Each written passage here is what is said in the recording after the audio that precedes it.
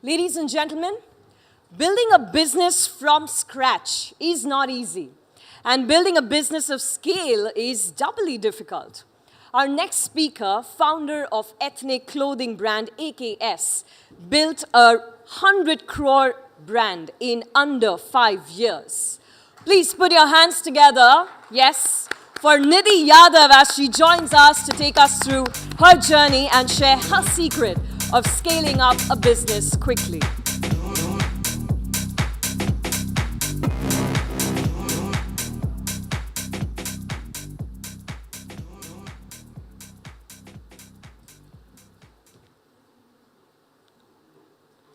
Hello, good evening, everyone.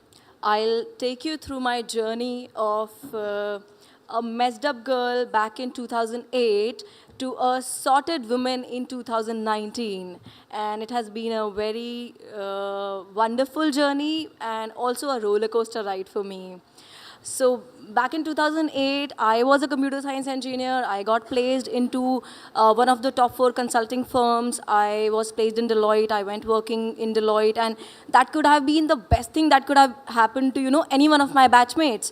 So I had 650 of them, and only 13 of out of 650 were selected, for being placed into Deloitte. So I went there. I worked there for 2 years. But then we have our mentors, and one day I was sitting with my mentor and he asked me that when was the last time that you felt like coming to office? So I said never in the past 2 years. He said that then why are you here? You have zero job satisfaction and what makes you come here? I told him paycheck. So he said, that is not the only reason you should be working here. So it took me 6 months to realize, 6 months of self-introspection, watching a lot of movies, reading a lot of books to realize that I'm made for fashion. So that's when I decided to go to Italy to study fashion buying and merchandising. And that changed the course of my life. And I studied there for 1 year. Then I did my internship for 6 months over there. And I came back. So by the time I came back, I was 25 years old already. And as it happens in the Indian society, my parents wanted me to get married. So I was like, okay, let's get first thing sorted first. So I got married. And coincidentally, my mother was searching on one of the matrimonial sites, and I got irritated. I told her that, this is my LinkedIn profile, and I think you should, look out for Yadav guys on LinkedIn profile as well. So immediately she put on a filter for Yadav guys, and there were 2 Yadav guys. And one out of them was my husband. So we are professionally aligned couples.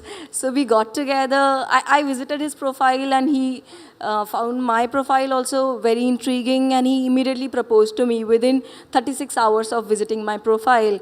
And I said yes to him within 26 seconds of he proposing me. Without even meeting him, without even talking to him over the phone, it was my instinct, which told me that yes, he is the man. So I got married, then I had my baby. So when my baby was 7, so before getting married, there was one precondition of, me getting married to him.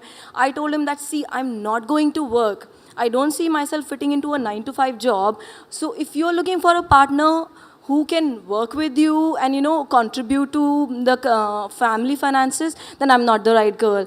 So he said, I'm working well enough. If you don't want to work, if you choose not to work, you can stay at home. So I said, okay, I'm fine with that. But then he saw a fire in me. So I'm a true believer in mythology. So, for every Hanuman, there is a Jamvand. So for me, my husband is my Jamvand. He made me realize my powers. He made me realize that, yes, I'm meant for something. And he pushed me into work again. He said, if you're not comfortable working by going to office, you can work from home. So he said, online is booming right now, so why don't you start working from home? And at that time, my daughter was 7 months old. Yeah, I used to travel with her. I used to travel with a 7-month-old baby and my husband who used to work in another company, and we only used to get to travel over the weekends.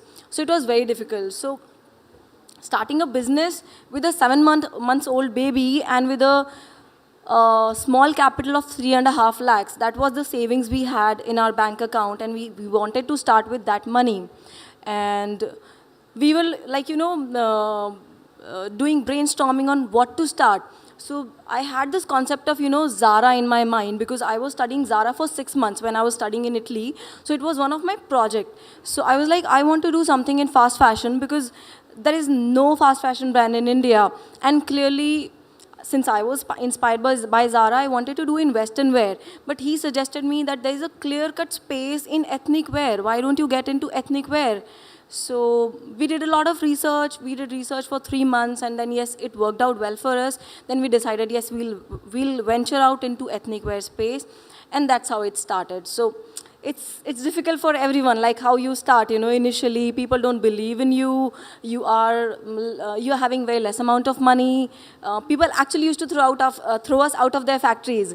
So we chose Jaipur as our place where we wanted to source clothes, because that is where you get all the kurtas and all these ethnic wear clothes. So we went to Jaipur, and people were not entertaining us because I had small amount of money. I wanted to buy 24-25 pieces in a style. So they used to throw us out of their factories. Even with a small baby, they used to throw us out. They were like, no, we don't entertain less than 200 pieces. If you want more than 200 pieces, then we'll entertain you.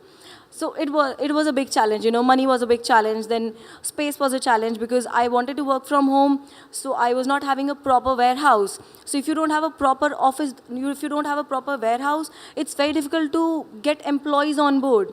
People don't want to work from your home. They don't understand the concept of working from home. If they are a full-fledged employee, they want their space, and they want their cubicle, which I didn't like. So I had all these challenges. So we kept on, overcoming all this. And for the first year of operation, I was not having any employee on my company. I was the only employee. I was doing sourcing, I was doing designing, I was doing cataloging on websites, I was doing dispatch also. Each and everything, I was the only one who was doing. Then at the end of the 1 year, we could manage some money to get a warehouse, which was out of our home, and then we managed 3 employees. So this is my first year's journey. At the end of the first year, we closed at 1.5 CR. We started from 3.5 lakh seed capital with 936 units, and at the end of the first year, we closed at 1.5 CR. So it's a very different journey. You don't hear. I've never heard in India that husband is supporting wife. But my husband has been my backbone all throughout my journey. Can I have water? He has been my support system. He has been constantly encouraging me. If he wouldn't have realized, the kind of talent I have, if he wouldn't have made me realize, I wouldn't have been here. So I'm so sorry. I have a bad throat.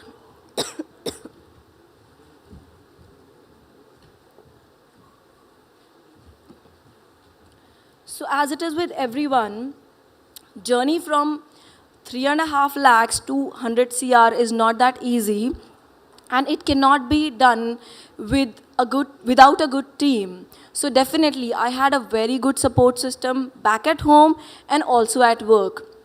So like what usually people say is, how do you get a work-life balance? I don't have work and life which is different from each other. My work is my life, and my life is always at my work. So my kids are at my office, my husband is at my office. So that's how I manage work-life balance. You have to find your way out. So in the second year of operations, I had 3 employees. In third year, I had 10. And then in fourth year, I had 32. And now I have 57 of them. And also, initially, people were not selling us. So we went to Jaipur every weekend. We identified some captive units in Jaipur. We made them captive units. They were sick units in Jaipur. And we identified they were not having work. We offered them work. We said, we promise you work. They had investment. So they had invested in us. And then, that's how we could manage to, get to this scale. Because we have always met right people. I've been lucky. So that has been there. And in the second year of operation, we finished at 8.5 CR. In third year, we finished at 23 CR. In fourth year, we finished 48. And this year, we'll be finishing around 120 CR. We're going at a run rate of 120 CR. Next year, we plan to go we plan to finish around 300 CR. That is my aspiration for the next year. But then it doesn't come easy. You need a very, very highly efficient team. You need very good relationships with your suppliers, with your vendors. So for doing business, I don't believe you need money. You need relationships, and you have to encash on relationships. And how well you encash on relationships, that is how far your business can take you. And if people wouldn't have believed in me, they wouldn't have given me stuff for like 3 months without even any payments. We have a payment cycle of 90 days with people. If they wouldn't have believed in my word, if they wouldn't have believed in my vision, they wouldn't have been supporting me. But I've been having good relations, be it be with my suppliers or my buyers. I've been having very good relationships. Second is, you need a very good team, as I've said earlier. And you have to keep that team lean. When you are a bootstrap business, you cannot afford to spend too much on your team also. You have to train your team in doing multitasking. So you cannot assign a single person that you have to do this and you cannot do this. So I train my team to do multitasking, and we have kept our organization lean right from the beginning. That has helped me also to manage the expenses of the company. And by keeping lean, if I'll tell you, I have never taken out a single penny out of the business up till 31st of August, up till my husband was in his job. So our house was run on his salary. We never used to take out any money from the business.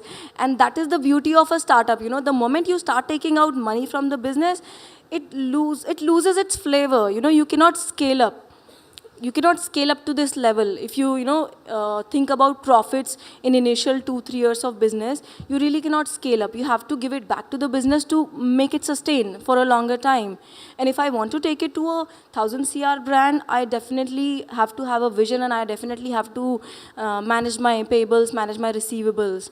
So that is the game. And I think my support system is the key which has made me reach here, and I'm really happy and lucky to have a wonderful family. Thank you so much.